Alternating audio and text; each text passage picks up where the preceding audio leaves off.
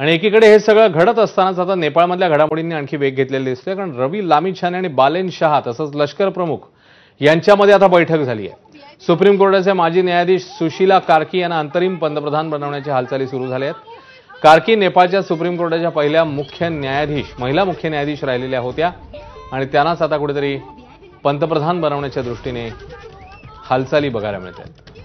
त्यामुळे नेपाळमध्ये घडामोडींनी वेग घेतलेला आहे। रवी लामिछाने, बालेन शहा आणि लष्कर प्रमुख यांची ही बैठक।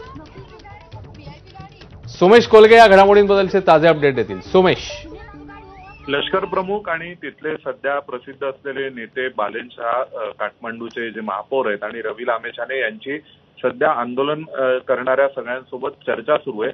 सुप्रीम कोर्टाच्या पूर्व न्यायाधीश सुशीला कार्की यांना कदाचित अंतरिम सरकारचे पंतप्रधान म्हणून नियुक्त केलं जाऊ शकतं।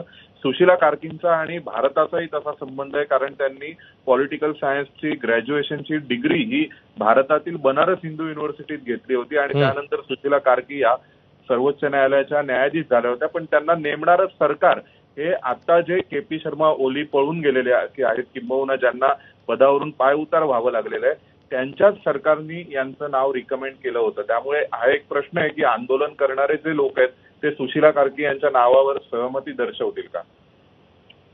धन्यवाद सोमेश या माहितीबद्दल। आता अन्य घडामोडी।